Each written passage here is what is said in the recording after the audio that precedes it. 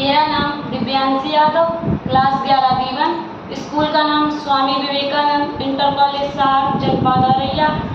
संस्कार शाला में हम एक कहानी सुनाएंगे जिसका शीर्षक है बातें नहीं पुरानी।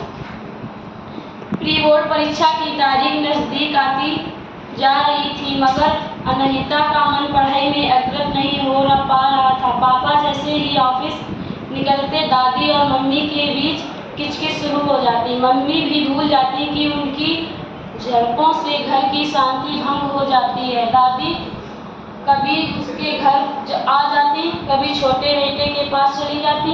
अनहिता की मम्मी नहीं चाहती थी कि बच्चों की परीक्षा के समय वे आएं, मगर दादी को रोकना असंभव था। पुराने ख्यालों वाली दादी अक्कड़ स्वभाव की थी, वह अपना हुक्म चलाना चाहती थी। मम्मी सब कुछ सहन कर लेती थी, बस अपने रहन सहन और पोशाक पर दादी की रोक टोक नहीं सहन कर पाती थी।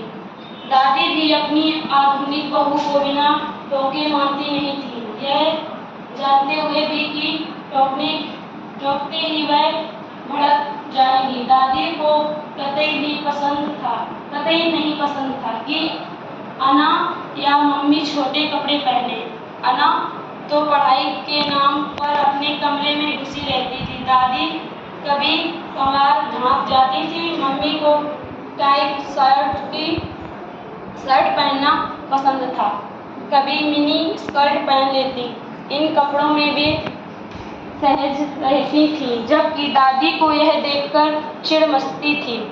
दादी और मम्मी की तीखी बहसों से अना परेशान हो चुकी थी। वह शिकायत करे भी तो किससे?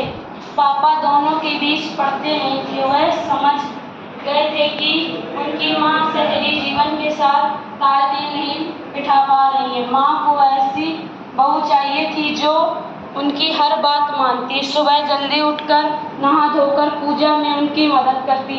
लेकिन मम्मी का अलग स्टूल था। दोनों ही सुबह में भजन और फिल्मी गानों जितना अंतर था। सुबह ही मम्मी की तंग नाइट ड्रेस देखकर दादी भड़क गई। सुबह सुबह जाने कैसी ड्रेस पहनती हो, पूजा के समय भी ऐसे कपड़े पहनोगी तो अना भी तुम्हारी तरह पहनेगी। भगवान और बुजुर्गों का नहीं, बच्चों का ख्याल रखो। मम्मी भी प्लीज, मैं पक गई हूँ आपकी ये बातें सुनकर। अब आप बस भी करिए, यह मेरा निजी मामला है। इस तरह की बहसें सुनकर अना को समझ नहीं आ रहा था कि कौन गलत है और कौन सही। मम्मी चिढ़कर कहती, दादी पुराने विचारों की हैं।